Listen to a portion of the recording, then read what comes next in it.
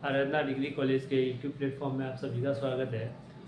आज अपनी ये जो क्लास रहेगी बीए थर्ड सेमेस्टर के अंतर्गत जो भारत का भूगोल है उसका जो टॉपिक है भारत के जो भौतिक प्रदेश है उसमें अलग अलग प्रदेशों के बारे में अपन पढ़ रहे थे। इससे जो अपनी लास्ट क्लास हुई थी उसमें अपन हिमालय पर्वतीय प्रदेश, इसके अलावा उत्तर का विशाल मैदानी प्रदेश पढ़ा था। और आज की जो क्लास रहेगी वो प्रायद्वीपीय जो पठारी प्रदेश है इसके ऊपर रहेगी। अगर अपन ये देखें कि जो भारत का सबसे बड़ा अगर कोई पठारी भाग है तो वो है प्रायद्वीपीय पठारी प्रदेश। ये अपन यूँ कहते हैं कि जो प्रायद्वीपीय भारत है या दक्षिणी भारत है वो उत्तरी जो भारत है उसके दक्षिण की ओर फैला होने के कारण उस जो भाग है उसको अपन क्या बोलते हैं, अपन प्रायद्वीपीय भारत के नाम से जानते हैं। यानी जो प्रायद्वीपीय पठार है वो उत्तरी मैदानी प्रदेश है, उसके दक्षिण में जो भूभाग फैला हुआ है उसे अपन क्या बोलते हैं, प्रायद्वीपीय पठारी प्रदेश। यानी उत्तरी जो मैदानी प्रदेश है उसके दक्षिण की ओर जो भारत का भाग फैला हुआ है उसी को अपन प्रायद्वीप कहते हैं। क्या बोलते हैं, प्रायद्वीप। वैसे प्रायद्वीप का मतलब होता है कि ऐसा भाग जिसके तीन ओर से पानी से घिरा हुआ रहता है। तो अपन देखिए, वैसे भी अगर अपन भारत के मामले में अगर इसको देखते हैं तो देखिए इन तीनों भाग की, तो पश्चिम की ओर बात करें तो अरब सागर, इधर बात करें तो अपन पूर्व की ओर बंगाल की खाड़ी, और दक्षिण की ओर बात करें तो हिंद महासागर। तो ये तीन ओर से पानी से घिरी हुई जो आकृति है वो है, उसको अपन प्रायद्वीपीय बोलते हैं। इसलिए जो प्रायद्वीपीय भारत है वो दक्षिण उत्तरी भारत है, उसके दक्षिण की ओर फैला हुआ जो भारत है उसको अपन प्रायद्वीपीय भारत या दक्षिणी भारत बोलते हैं। और ये जो प्रदेश फैला हुआ उत्तरी मैदानी प्रदेश है उसके दक्षिण की ओर।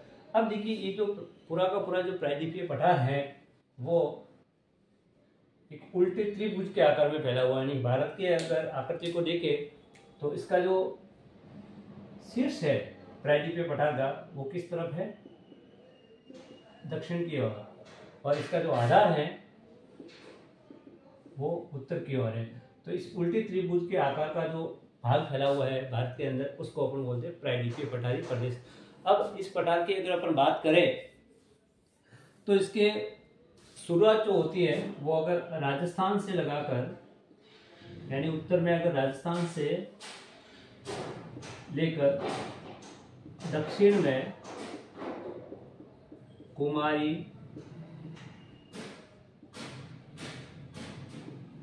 अंतरिक्ष तक, यानी ये उत्तर से दक्षिण की ओर है। और अगर अपन पूर्व से पश्चिम की बात करें तो गुजरात से लेकर पश्चिम में, गुजरात से लेकर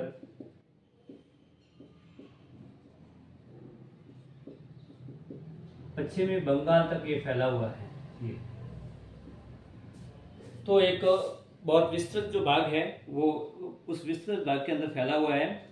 और इसके उत्तर में अगर अपन पर्वतमालाओं की बात करें तो एक तो अरावली, सतपुड़ा और विंध्याचल।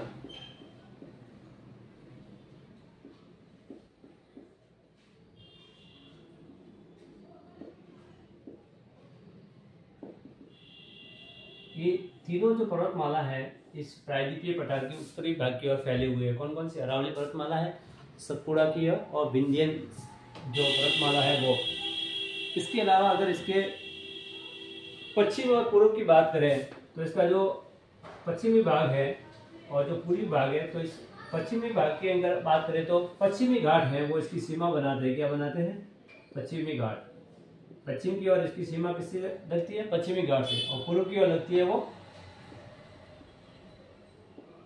पूर्वी घाट से।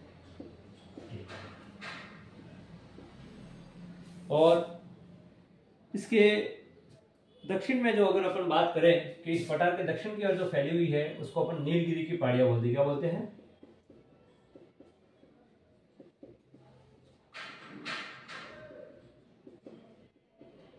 ये नीलगिरी की पहाड़ी है। तो देखिए इस पठार की जो अपन ये कह रहे हैं कि पूरी रूप से भौगोलिक रूप से अगर देखें तो उत्तर में अरावली, सतपुड़ा, विंध्याचल, पश्चिम की ओर है पश्चिमी घाट और पूर्व में पूर्वी घाट और दक्षिण की ओर जो नीलगिरी की पहाड़ियां हैं तमिलनाडु के अंदर, वो इसकी क्या करती है, सीमा बनाती है। अगर इस पूरे भाग को अगर अपन देखें तो ये भारत का सबसे बड़ा जो पठारी प्रदेश है वो माना जाता है। और इसका जो आकार है वो लगभग ये पूरे 10, ये इसका जो अगर क्षेत्रफल की बात करें तो ये 10 लाख वर्ग किलोमीटर में फैला हुआ है।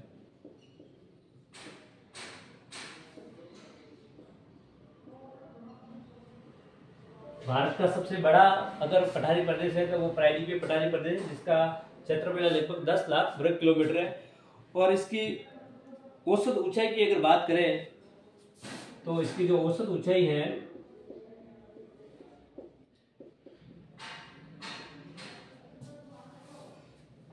450 मीटर से लगाकर 750 मीटर के बीच में पाई जाती है इसकी औसत रूप से ऊंचाई। कुछ छोटी या ज्यादा है, लेकिन औसत रूप से वो इतना जो है इसकी हाइट वो पाई जाती है। इसके अलावा इसका अगर अपन भारत के किन किन राज्यों में अगर इसका विस्तार है तो अगर मुख्य रूप से देखें तो दक्षिणी पूर्वी जो राजस्थान है,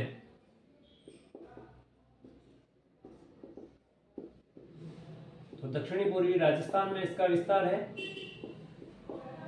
इसके अलावा ये मुख्य रूप से फैला हुआ है छत्तीसगढ़ में,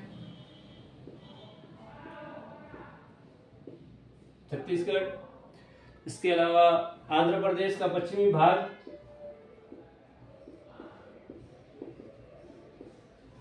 इसके अलावा झारखंड, उड़ीसा,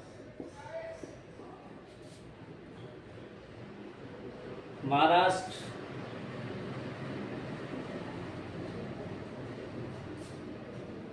कर्नाटक, केरल और तमिलनाडु। यानी अगर इस पठार के विस्तार की बात करें तो भारत के जो मुख्य राज्य हैं जिसमें इसका विस्तार पाया जाता है उसमें दक्षिणी पूर्वी राजस्थान, छत्तीसगढ़ राज्य, आंध्र प्रदेश राज्य, झारखंड में, उड़ीसा में है, महाराष्ट्र में है, कर्नाटक में है, केरल में और तमिलनाडु। इन सारे राज्यों के अंदर ये जो प्रायद्वीपीय पठारी प्रदेश है इसका विस्तार है वो देखने को मिलता है। इसके अलावा अगर इस पठार की अपन बात करें तो बहुत सारी जो नदियां हैं वो उन नदियों का यहाँ से उद्गम होता है। और भारत के मामले में अगर बात करें तो खनिजों की अगर दृष्टि से अगर देखा जाए तो भारत में सबसे ज्यादा अगर संपन्न है खनिजों की दृष्टि से कोई पठार है तो उसको अपन बोलते हैं छोटा नागपुर का पठार। ये भी इस प्रायद्वीपीय पठार का जो प्रमुख है वो भाग माना जाता है।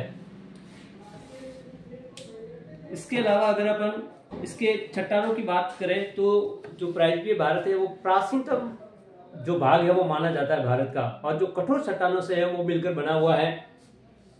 और इसके ऊपर जो अपक्षय तथा अपरदन के जो कारक है वो भी लगातार काम करते हैं। इसकी वजह से यानी अपरदन और अपक्षय के लगातार क्रियाओं के कारण ये जो निरंतर इसका जो संपूर्ण जो भाग है वो अनेक छोटे छोटे पठारों के रूप में क्या हो गया, विभाजित हो गया। यानी कुल मिलाकर जो प्रायद्वीपीय पठारी भाग है उसके ऊपर अपरदन तथा अपक्षय के जो कारक है उन्होंने लगातार इसके ऊपर अपनी क्रियाओं के द्वारा इस जो पठारी भाग है प्रायद्वीपीय पठारी भाग उसको बहुत सारे छोटे छोटे भागों में क्या कर दिया, विभाजित कर दिया है। इसलिए क्षेत्रीय रूप से अगर अपन देखते हैं तो इस पठारी भाग के अलग अलग जो भाग है वो देखने को मिलते हैं, जो अपन आगे पढ़ेंगे इसके बारे में।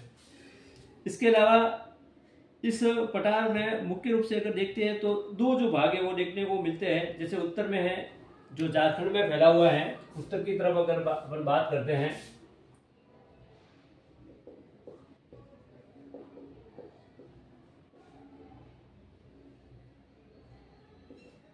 तो ये जो प्रायद्वीपीय पठारी है उसका जो उत्तरी भाग है जो झारखंड में फैला हुआ है, इसमें मुख्य रूप से जो पठार आता है वो है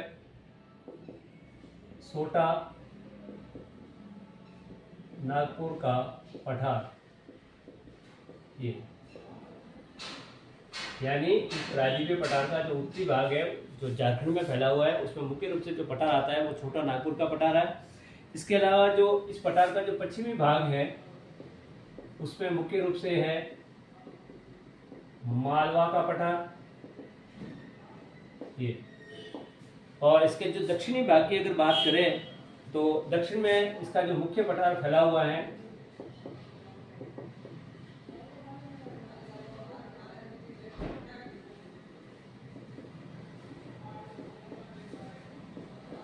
यानी इसके अगर ऐसे देखें तो इसके 3 भाग हैं। उत्तरी भाग जो झारखंड के अंदर है उसमें छोटा नागपुर का पठार है, इसके अलावा उसका कुछ भाग बिहार का जो गया जिला उसमें भी आता है, पश्चिम में मालवा का पठार इसकी सीमा बढ़ाता है, और दक्षिण की ओर बात करें तो मुख्य जो पठार है प्रायद्वीपीय पठार का वो इसके दक्षिण की ओर फैला हुआ है।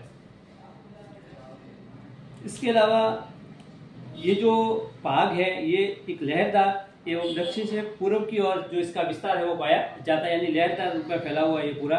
और प्रायद्वीपीय भारत के मामले में एक कहा जाता है कि ये भाग ऐसा रहा है जो कभी भी समुद्र के नीचे है वो नहीं डूब पाया है, यानी इस मामले की अगर बात करें तो प्रायद्वीपीय जो पठारी भाग है वो कभी भी समुद्र के नीचे नहीं डूबा है। ये इस विषय के अंदर जो है मुख्य रूप से बोला जाता है प्रायद्वीपीय अगर पठारी भाग की अपन बात करें तो।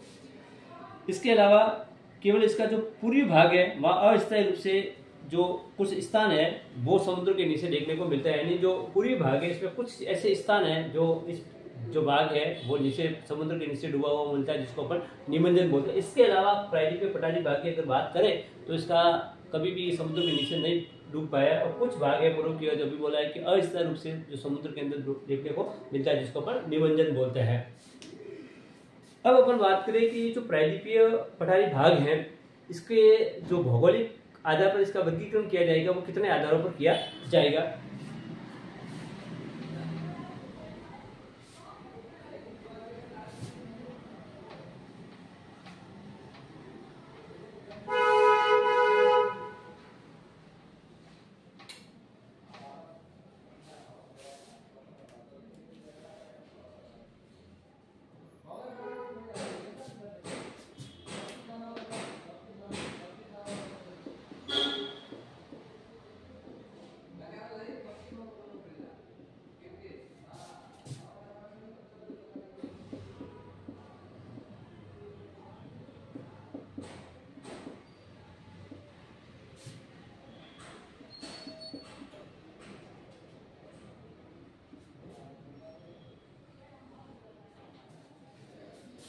जो प्रायद्वीपीय पठारी भाग है इसके जो भौतिक भागों की अगर बात करें तो उसको अलग अलग देखने को मिलता है। तो सामान्य रूप से जो नर्मदा नदी है, कौन सी नदी है? नर्मदा नदी। नर्मदा नदी की अगर अपन घाटी की बात करें तो इस नर्मदा नदी की घाटी ने जो संपूर्ण प्रायद्वीपीय भाग है उसको दो असमान भागों में विभाजित कर रखा है, यानी प्रायद्वीपीय पठारी भाग के अगर भौतिक भागों की बात करें यानी इसके अलग अलग जो भाग है क्योंकि वो अपक्षय तथा अपरदन के कारण उसने अलग अलग भागों में विभाजित कर दिया है। इसके अलावा अगर अपन नर्मदा नदी की घाटी की बात करें तो नर्मदा नदी की घाटी ने क्या है कि ये नर्मदा नदी घाटी इस प्रायद्वीपीय पठार है उसको दो असमान भागों में विभाजित करती है। तो इसके जो दो असमान भाग है मुख्य रूप से उसमें पहला तो है मालवा का पठारी भाग, दूसरा है दक्कन या दक्षिण का पठारी भाग।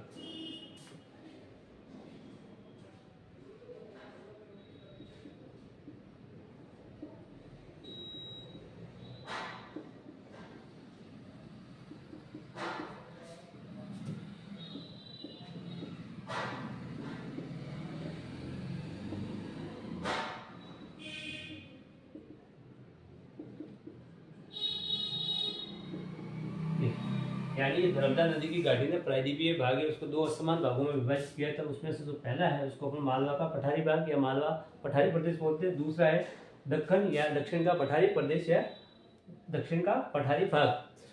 अब इसको अपन देखिए कि जो मालवा का पठार है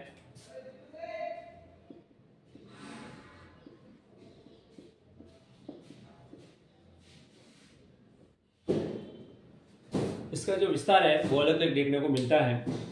तो इस अगर मालवा के पठारी भाग की अगर बात करें तो अनेक स्थानों पर ये जो यहाँ इस मालवा के पठार से जो नदियाँ निकलती है इन्होंने अपने नदियों ने अपने कार्यों के द्वारा इनके अलग अलग भागों में क्या कर दिया, विभाजित किया है, यानी इसको काटा है। तो इसका मुख्य रूप से अगर बात करें तो दो भाग है, एक पूर्व की ओर एक पश्चिम की ओर। तो पूर्व की ओर अगर इस भाग की बात करें मालवा के पठार के पूर्वी जो भाग है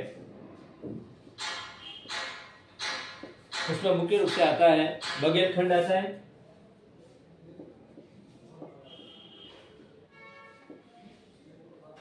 तथा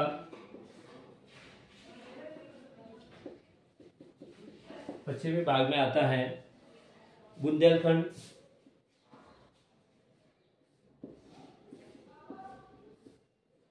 तो इन नदियों ने अपने अपर्जन के कार्यों के द्वारा इस मालवा के पठार को दो अलग अलग भागों में विभाजित किया। तो पूरी भाग है उसको बघेलखंड तथा पश्चिमी भाग है वो बुंदेलखंड। तो इस बघेलखंड और बुंदेलखंड का जो मुख्य रूप से भाग माना जाता है वो बड़े बड़े जो बीड़ होते हैं ना, बड़े बड़े गड्ढे, उसके लिए जाना जाता है ये दोनों भाग बीड़ों के लिए। तो इन बीड़ों के कारण ये जो भाग है इस मालवा के पठार का बुंदेलखंड और बघेलखंड वाला भाग है वो खेती के लिए अनुपजाऊ माना जाता है, क्योंकि इसमें इतने सारे गड्ढे कि जहाँ पे खेती करना क्या होता है संभव नहीं है, इसलिए खेती की दृष्टि से अनुपजाऊ माना जाता है मालवा का पठार का। अगर दूसरी तरफ अपन बात करें तो शेष भाग है वो काफी समतल माना जाता है मालवा के पठार का, यानी इन दोनों भागों को छोड़ दे इसके अलावा समतल भी पाया जाता है और उपजाऊ भी है। यानी मालवा के पठार के इन दोनों भागों को अगर छोड़ दिया जाए बुंदेलखंड और बघेलखंड के, इसके अलावा जो भाग है वो क्या माना जाता है, उपजाऊ और समतल माना जाता है।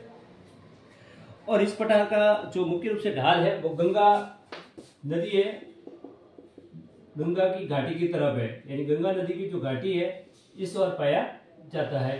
तो इसलिए बहुत सारी जो नदियां हैं वो गंगा नदी के अंदर आकर क्या मिलती है, इसकी जो सहायक नदियां है वो। तो मालवा के पठार के इस प्रदेश में इसकी जो ऊंचाई है वो भी अलग अलग मिलती है, और इसमें सबसे महत्वपूर्ण मानी जाती है, अगर इस यहाँ की चोटी की बात करें तो विंध्याचल जो श्रेणी है वो मुख्य रूप से मानी जाती है।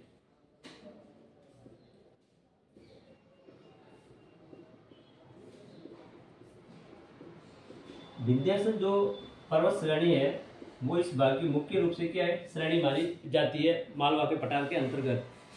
ये श्रेणी गुजरात से, यानी इस श्रेणी का जो विस्तार है विंध्याचल श्रेणी वो गुजरात से आरंभ होकर छत्तीसगढ़, गुजरात, छत्तीसगढ़, मध्य प्रदेश,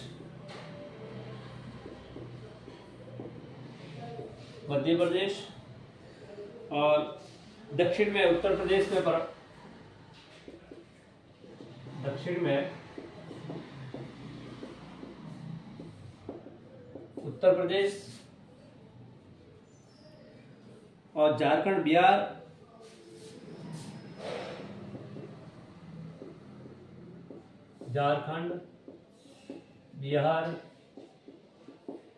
उड़ीसा, झारखंड, बिहार, उड़ीसा।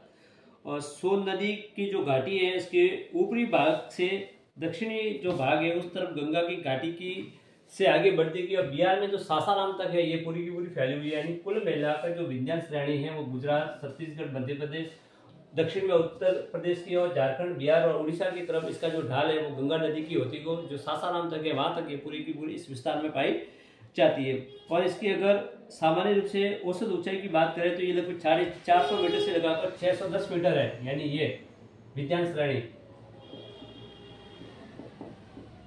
यानी इस श्रेणी की औसत रूप से जो ऊंचाई है वो देखने को मिलती है विंध्याचल श्रेणी की। और कई कई पर इसकी जो हाइट है वो 920 मीटर के आसपास भी देखने को मिलती है विंध्याचल, ये इसकी औसत जो ऊंचाई है वो मानी जाती है। इसके अलावा जो अपन बात करेंगे कि जो ये भाग है, इसके भौतिक भाग है, इसके बारे में जब अपनी अगली क्लास होगी तब अपने इस चैप्टर को कंटिन्यू करेंगे। तब तक के लिए थैंक यू सो मच।